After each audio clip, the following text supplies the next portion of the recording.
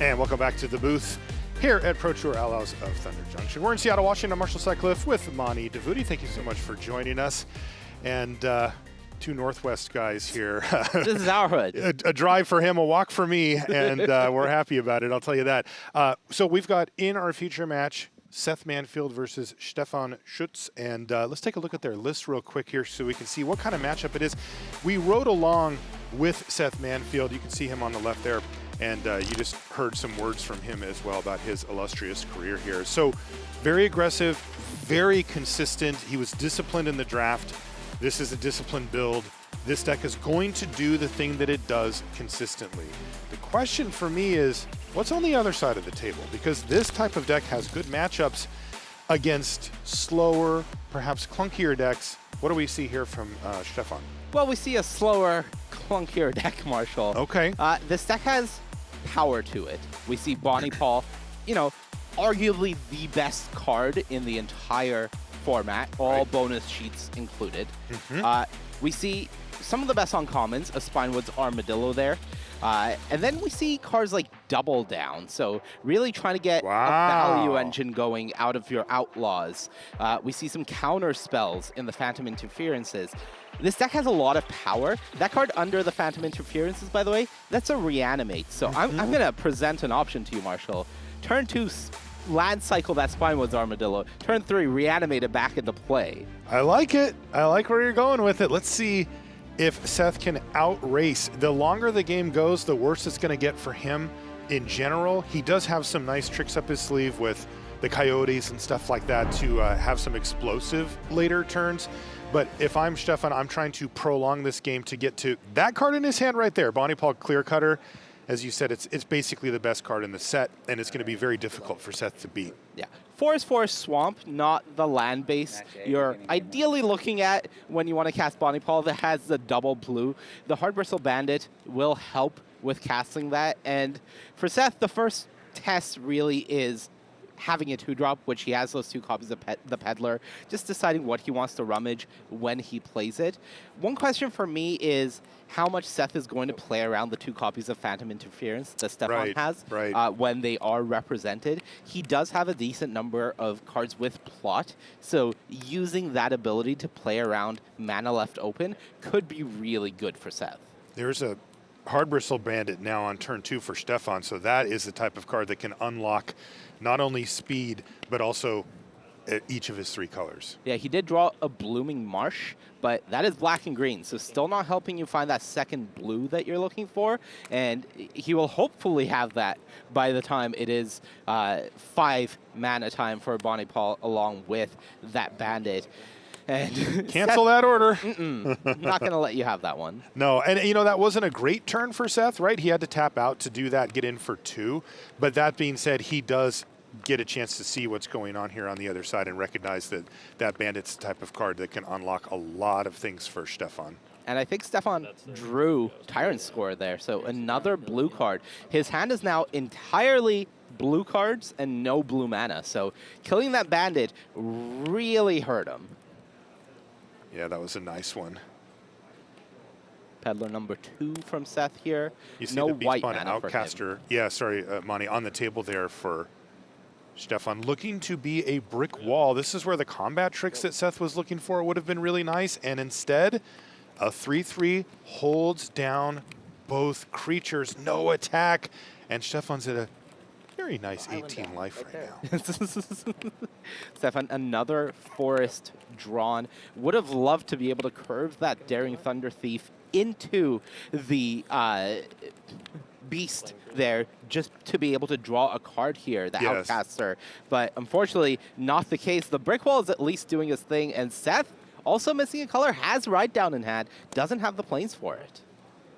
And it's just going to be creature go here once again for Seth. This is getting really tough for him, though the longer that Stefan does nothing and just keeps playing black and green spells, the worse it gets. And there it is. The muscle. On the splash, the overzealous muscle comes in. You and I were looking at that and going, what? Why is this in here? But we did find out why. Yeah, the double down, for sure. It's got double down in this deck. So that is a mercenary there and would be double trouble. But again, Stefan is just going to have to settle for what is ultimately a playable 5-drop. Yep. It is not where you want to be, but it is a thing that affects the board. And right now, he's just got a lot of power and toughness there holding back the fort. Yeah. Stefan, very happy to get the double block here. Right now, if Seth finds the plains and Stefan hasn't hit an island, it is pretty close to GG if Seth unlocks that ride down. Okay. There's a coyote. That has been plotted. That's one. Island drawn. Island drawn? Island oh, drawn. That's a big deal. All right. The coyote's on plot, so that's why it's over to the side. He can cast it after this turn at sorcery speed whenever he'd like. Yep. But that one island's huge here. Yeah. The Thunder Thief is kind of whatever, but the Tyrant Scorn is good interaction that can help him stay alive long enough to find another blue source for Bonnie Paul. And, you know, looking at Seth's hand here, it's going to be tough for him to beat a Bonnie Paul. Not impossible, but tough. Seth drew the second Brute. That's 3 mana, and does have that Coyote to give it haste. So this is a pretty big attack that Seth can go for. But this is exactly what I mentioned at the start, which was now that the blue mana is available, Seth has to respect Phantom Interference. Yeah, and he is going to choose to do so, but much to his punishment here, as Stefan gets to use up 4 mana there on the Thunder Thief on end step, and now he's got a 4/4 blocker, and he didn't have it. Nope. Did not have it. Has the Tyrant Scorn, has Bonnie Paul, but doesn't have access to that second blue. So happy to sit back, but does know that if Seth can draw out of this and his hand is unlocked by a plains, that could be a problem. Trained Erink's Ride Down are the white cards in hand here for Manfield. He did draw Quilled Charger this turn, but once again, Phantom Interference is looming over this. In the meantime, though, Stefan can just keep finding lands, it seems. Just not the... Ooh. Oh, a Repulse now, too. Seth continuing to use plot here. He's going to use Irascible Wolverine on Yep. plot. This is, again, a way that he can play around Phantom Interference that isn't here. Swamp for Stefan. And a swamp. He really, really wanted either island or a spell. And instead he found a swamp. All right. But Stefan has the tools to not die to even an explosive turn. There's the plains. This is a start, because now Seth can go Wolverine, see what he exiles, Coyote, give the Wolverine haste potentially, and then has that ride down available. There's another plains. All right. Now, we know that Stefan, of course, has that Repulse and that Tyrant Scorn. Can only cast one of them, not both. But that should be enough to not be in too bad of a spot this turn. Right. It is difficult for him to get completely blown out here. It will be interesting as well to see how he decides to play around the potential of a ride down here. As, you know, you do need to be blocking for ride down to be castable. Yep. And you can do things before blocks. You sure can. It normally isn't the play that you would make. Normally you would say, block, do you want to do anything? And if it's a combat trick, okay, I have repulse, something like that. But that's not going to be the case here. All right, there's a Coyote coming in off of plot as well, and he's deciding what to target with it. It's going to be the Wolverine. Yeah, that 5th land really unlocked things here for Seth. Being able to play that Brute and have 2 mana up means that he can pay for Phantom Interference. Knows that Stefan can't have both with only 1 island. But going for the Wolverine here, saying, okay, if you block with either of your creatures, I can ride down. It's a bit awkward for Seth because Tyrant Scorn can kill that one. It couldn't kill the Brute if he had gone for that. So this is giving Stefan essentially more outs to play around a potential blowout. Super interesting scenario here for Stefan. And look at this, pre-blocks, we're going to see Tyrant Scorn. And that means it's just going to die. And Stefan, I mean, look at the lands there for Manfield. It's like this red flag swinging, like I might have ride down, ride down. Consider me. Was that it? Second island? There it is, the second island, and it's time for Bonnie Paul Clear Cutter. And this is a level of power that Seth Manfield just doesn't have access to. That said, he has a very nice threat-heavy hand, plus the ride down in hand. And this is, I guess, going to tap out Stefan. I mean, not technically, but for nothing else. His name is Bo. His name is Bo. Very good. All right. I think this Thunder Thief is attacking this turn. You get to draw a card off of it, and Seth doesn't really have great blocks. Seth can double block with 2/2s and lose both of them, or trade with a Brute, and I think Stefan is happy with that. Definitely. Is that Desert? Land from my hand. That was Desert. Oh, like actual desert. The OG Desert. That's another actually quite annoying card for Manfield. He's got a couple of cards with 1 toughness. Sure and he's does. certainly an attacking deck. Yep. Not on this board, but still. It does allow Stefan to block the Brute, for example, with that Outcaster, and then use Desert. Yes, you lose a bit of life due to the trample, but it lets you trade up. It's all about margins in these creature-based board states. It is. That's why we keep talking about Stefan's life total being at 18 still. He's in a beautiful position now. The Thunder Thief, by the way, did get through. No blocks there for Manfield. He understands that his life total is very much a resource that he needs to use to maintain board presence, because if he is going to steal a victory, and believe me, Seth is capable, then he is going to need to have a lot of things go well with the board state that he already has working. He's not going to be able to rebuild from here. All right, Seth has officially told Stefan that I have Ride Down. Pick which one you'd like to lose. Yeah. And I think in Stefan's feet, you have to say, okay, you can get one of these. But the other two. Yeah. And I like this because the Brute is the most valuable creature that Seth has. So the incentive is to ride down the Outcaster, keep your Brute alive. Right. But the Bonnie Paul and Bow, especially Bow, considering it's a, what, 11-11? 10-10 or something. Yeah, exactly. Yeah. I don't don't think it gets bigger as it goes. No, it does. Oh, It does. It's a star Okay. Yes, Yeah, it is. 3, 6. It is a that's the one. static ability that constantly grows. Right. So you can't leave Bow alive in this spot. So you lose your Brute, and you have to leave Bonnie Paul alive, which is a value engine, because Bow is more or less and the the Peddler Abyss dies right too, now. right? Yeah. So you're losing 2 things, including your best creature. Yeah. You are taking an 11-11 off the board. It is a very nice exchange on a individual exchange, but this combat is going to be tough for Manfield. Yeah. He's shaking his head. He does not like what he's seeing here. There isn't a good option. This is the issue. If you leave Bonnie Paul alive, Oh. Stefan has a value engine. If you leave Bow alive, you have to block it basically every turn for the rest of the game. That's what Manfield has just decided he would like to do. He wanted to pass a turn, but there's some damage coming through and some creatures dying here. Yeah, and end of combat, we'll see Desert go ahead and kill that kill that Brute. Making sure to, Man. of course, announce it. This is the phase we are in. Yeah, Stefan playing very cleanly here. Yeah. Plains number 2 for Manfield, and that does mean that he can play the trained Arinx post-combat. He does have Stefan down to 12, but you really want that to be 5. Yeah. Or And 2. with Repulse, if Stefan repulses this Arinx and hits the land, that's just 16. You're dead. So I think if he hits a land off if he of hits the the land, it's repulse? over. Ugh! Was that for us? I don't think so. Throw from the saddle. Oh, that's Okay, enough. but that's also Plus one, plus +1. one. And that is And 16 exactly you. 16. What are you at? Oh, 16? Wow. Say hello to Bo. You know, that honestly was exactly what we described with the bad scenario for Yeah. Seth Manfield. He faced a slightly slower, yes, admittedly a little clunky on the mana that game, but bigger. His, Stefan's creatures, even before Bonnie Paul, were just bigger. 4/4s do a lot of good. A 3/3 held back 2 2/2s for 3 turns in a row. Yep. That's a 2 for 1. I'm Look, counting it. Seth had to make a choice. It was, do I kill Bonnie Paul or do I kill Bo?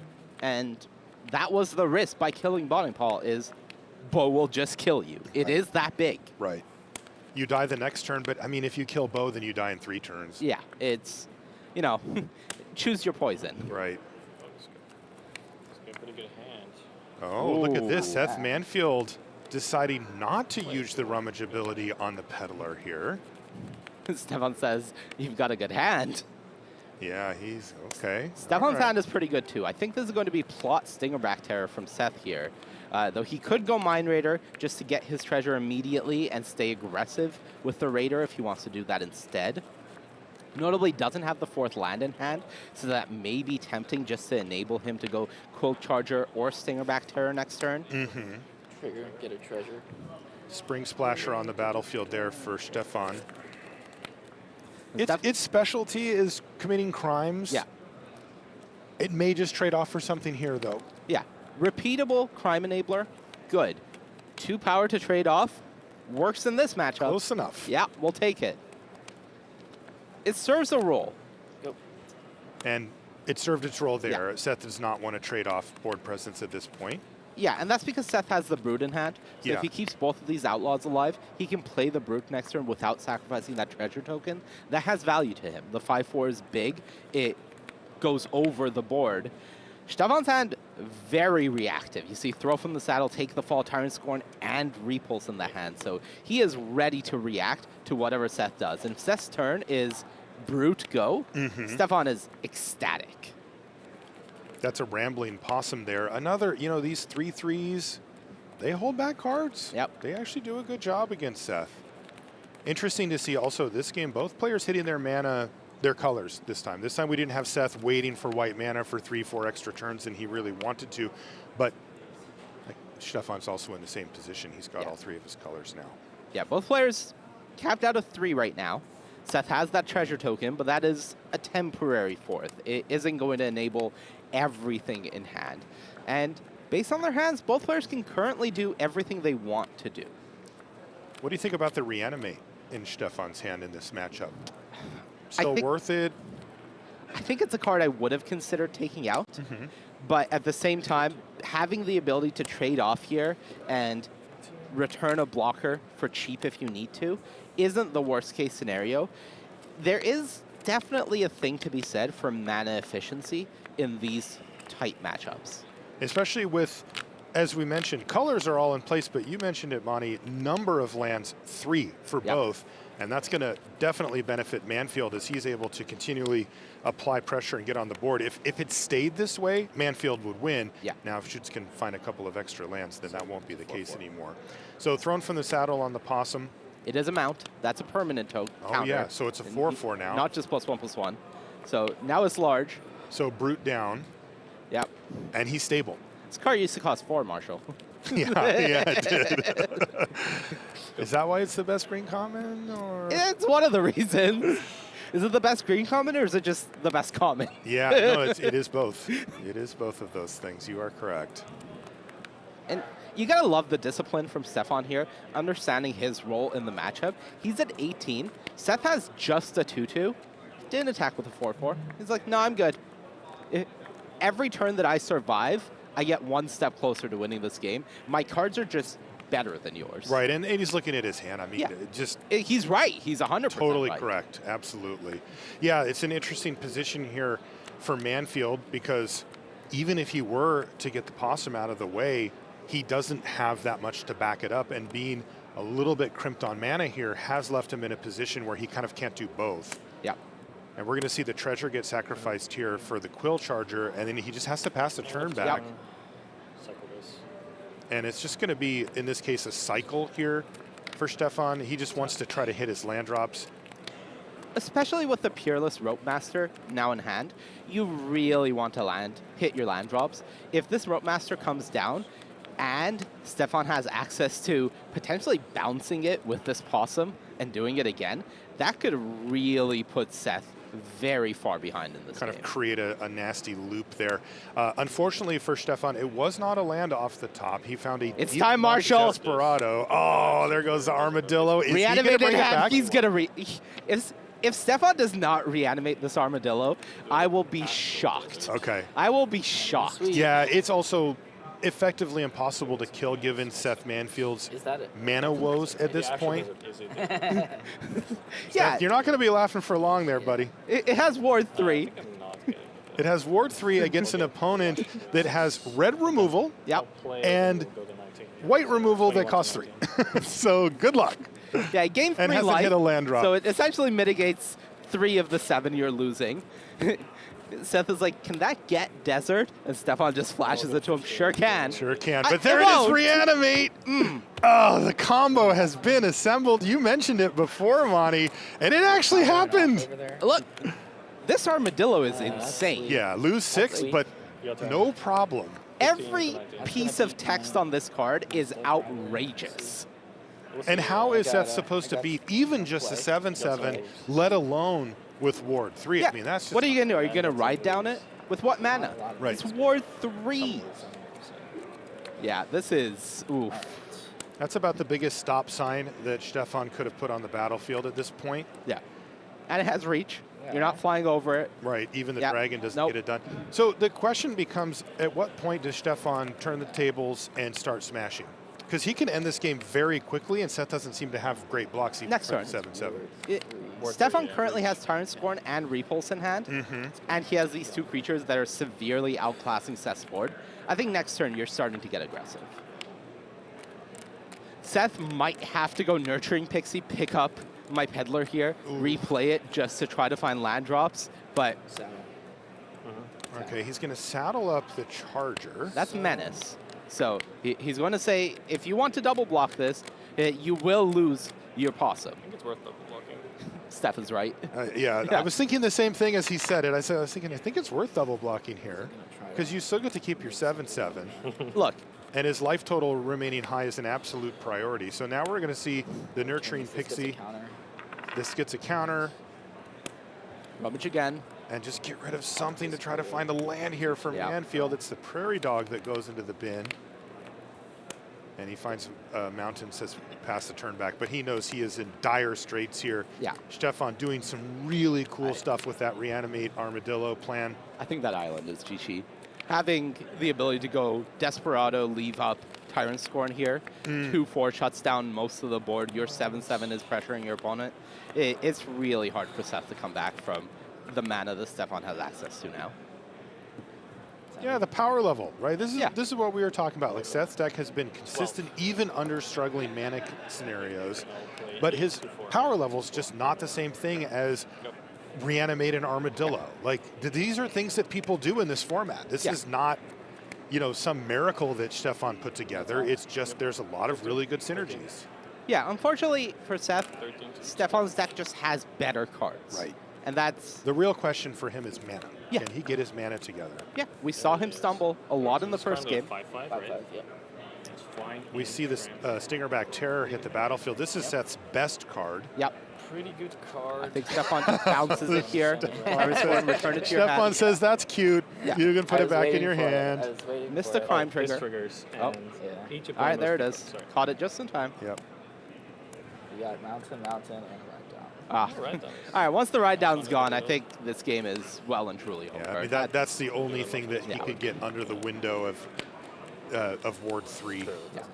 And look, David Inglis calls Stefan the best player in the world without a prototype. And, you know, I think there's definitely something to say about that because Stefan has been on the Pro Tour consistently for the last 2 years. He hasn't had that breakout top 8 result that some of the other members of Team Handshake have had. But he's testing with the best team. They respect his contributions. And his decision-making is incredibly tight in this game. Is this going to be the weekend for Stefan Schütz? He was my pick. Okay, I like it. And I got to tell you, starting things off, playing limited against Seth Manfield, Down to 11. that is about the toughest possible start you can have. And Stefan's a turn or two from beating him, it looks like. Oh, I'll make Phantom Interference. He's going to do all of it? With flying and carrot. I think This one. Should have white spirits? Oh, it's white. Should have done that. And this triggers remove it. Coming to crime. Yeah, because it targets. Yeah, carrots are spell. Yeah. Targets a spell. 5 that mana. does count. 5 mana 2/2 that counters the spell with flying is pretty strong. I have repulse. I have repulse. Bounces in. And that's 11. And that's going to be game. Stefan Schütz What was picks your up last card? the first match of the tournament here, and we're going to keep an eye on him. This could be the run for him. I got to say, when you start things off by defeating Seth Manfield, that's a good place to be. And you've got Bonnie Paul. You have one of, if not the best cards in the format. You're in a strong place. You're a strong player. This is how you want to start a weekend. That's right. Really great stuff there from both of our players in the feature match here. We're going to take a short break, but when we come back, we're going to have more limited action between Nathan Steuer and Christian Calcano. Don't go anywhere.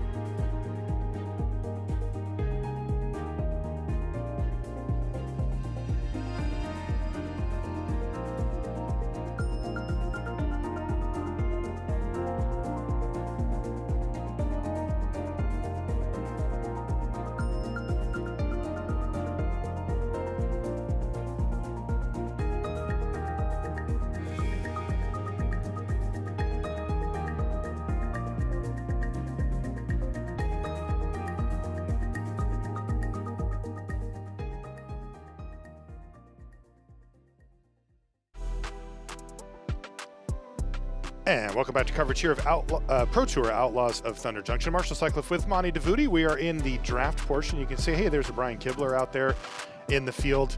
And all the players are playing their draft rounds right now. That's where we start off here on the Pro Tour on days 1 and 2. We do booster draft, and in fact, we just did one. We're in round number 1, just getting things moving, and we've got a game 3 to bring you between these two players. We've got Nathan Steuer and Christian Calcano sitting across from each other, and of course, these are two Pro Tour regulars. Particularly Nathan Steuer has had an absolutely epic run in the past few years. If you have followed professional Magic in any capacity, you will know Nathan.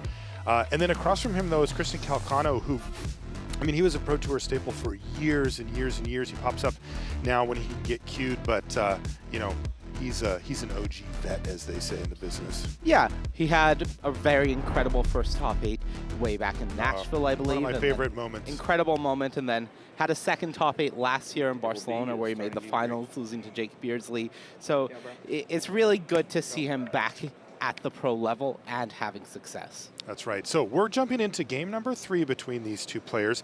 And these are from a different feature pod, by the way. You may notice if you watched Seth Manfield draft with us that these players were not there. We have featured numerous pods here in the morning, and this is from a different one. And this is going to be the deciding game for round 1 for them to see who gets to continue on and try to get that coveted 3-0 to start the proceedings here. And, you know, Roadrunner in.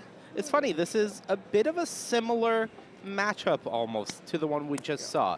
Nathan, the Team Handshake player, he's on a 4-color deck. He's blue-black splashing both red and green. Meanwhile, Calcano is on red-black aggro. Yep. 2 drops, low to the ground, try to beat down. Including the Roadrunner that you see here. There's 3 of the 4 colors here for Steuer. Yeah. No third land for Calcano. That's not great. Rictus Robber, the plotted card from Nathan. Yeah, I was going to say, if Calcano doesn't hit a land here, that could be really bad. But even so, if Nathan has a removal spell here into the Rictus Robber, making a zombie, that is a really, really big swing of the tide.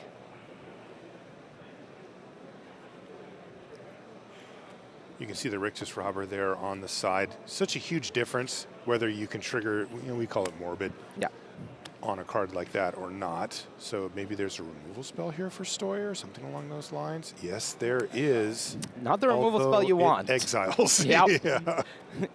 And 2 red cards off the top. I don't think any red mana for Nathan. So depending on whether he has that red mana in hand, we may see both of those cards actually be put away here, surveilled into the yard. And that would send a pretty big message to Calcano about what Nathan's hand looks like. I do believe there is a copy of Hypothesisal in Nathan's hand that I saw earlier. So you especially cannot afford to speculate on any red cards if you don't have red mana.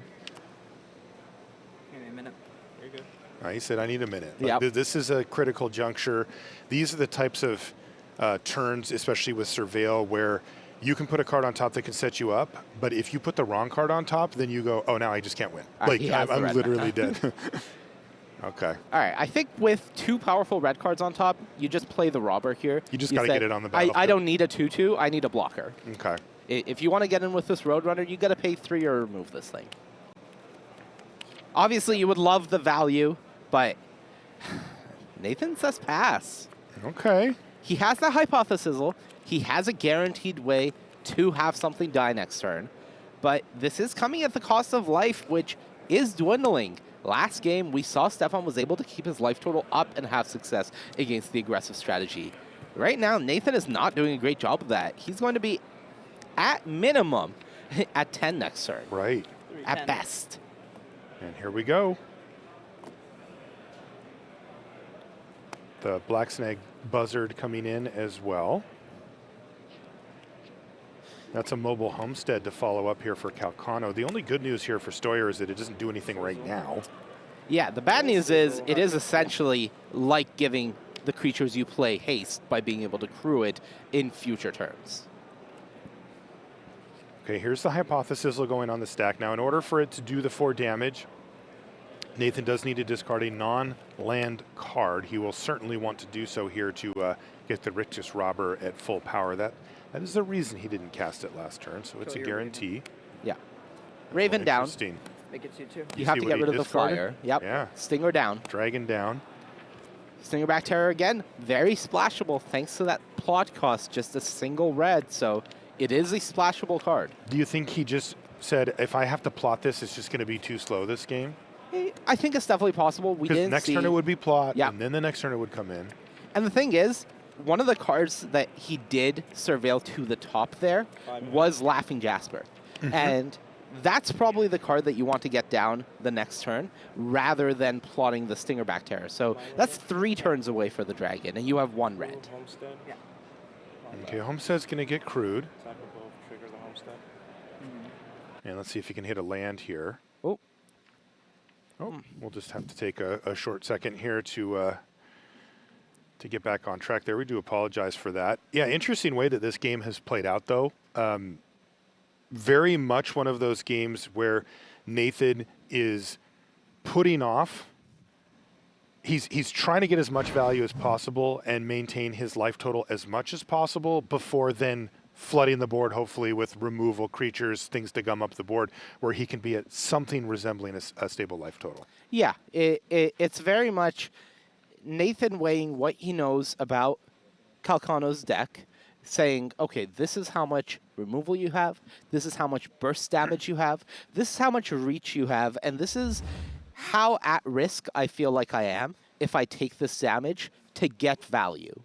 Okay. Yeah, we're having a couple technical difficulties, so bear with us while we have a little chit-chat here about how these games play out, because you do see these patterns as a limited player. Some constructed matchups play out similar to this as well, where you are forced to make these decisions, particularly in the seat of Steuer in this case, where the other player is saying, look, I'm going to be presenting threats. I'm going to be turning them sideways. I may remove a few of your blockers. So that's me. Yeah. What do you want to do? And you have to make decisions between, I can take the short-term benefit of spending usually less mana to affect the board less overall, or I can kind of save up and have bigger turns later that you may not be able to recover from. Yeah. All right, we're back in the action here.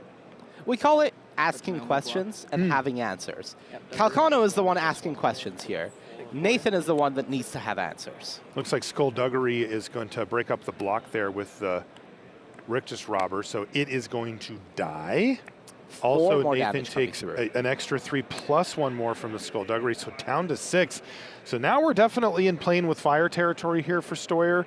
He has taken the slightly longer approach, but he's got to be really getting nervous here. All right, I do see a Servant of the Stinger on top. That is a 2-mana, 1/3 Death Touch. Can play that next turn.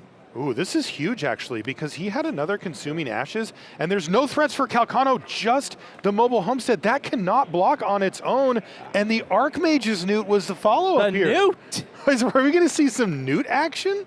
Okay, so the only... And there's Laughing Flint. Jasper Flint as well. Saddle it up.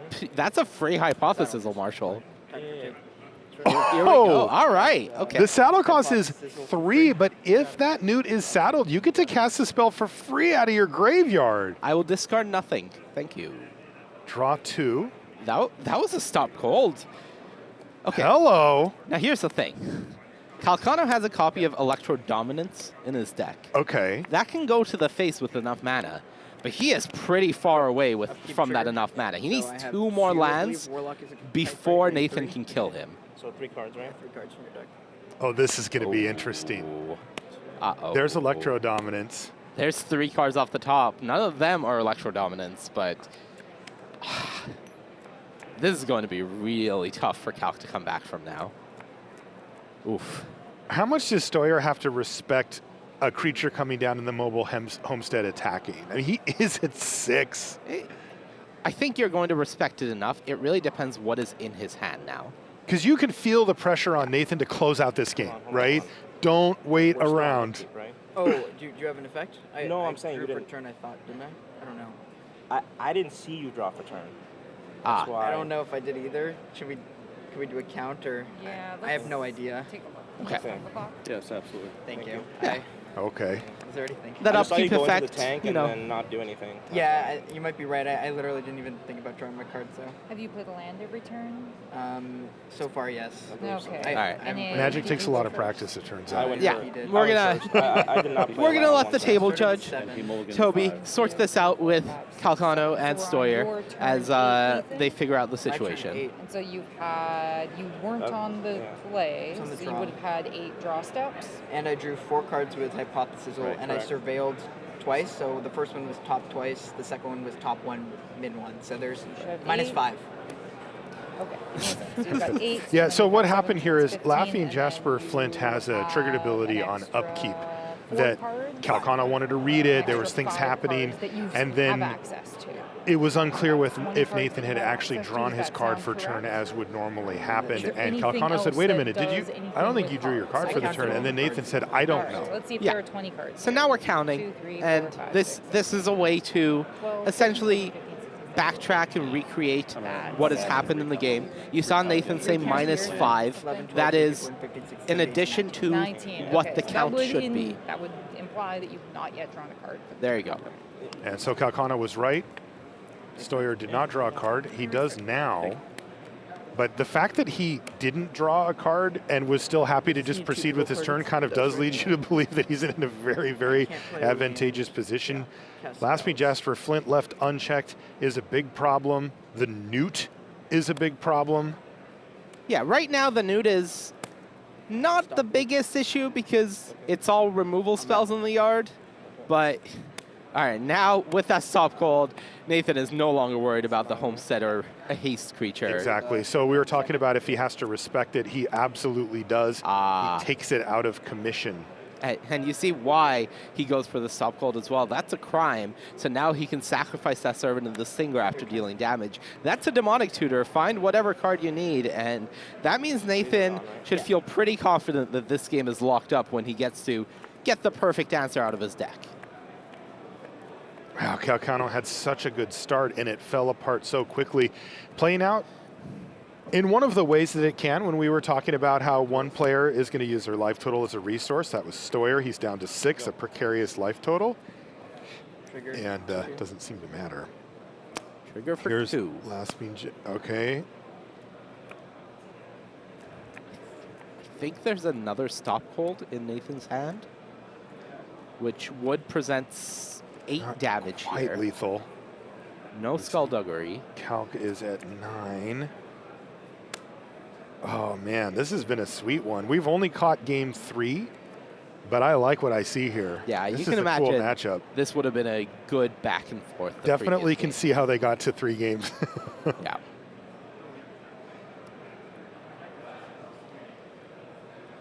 I think the issue is with the amount of mana Calc has, Nathan would have to attack with everything, leave this duelist alive, let Calcano untap, not have a blocker, take a damage from the duelist, and then Calc draws Electro Dominance, plays a land from hand, and goes 5U.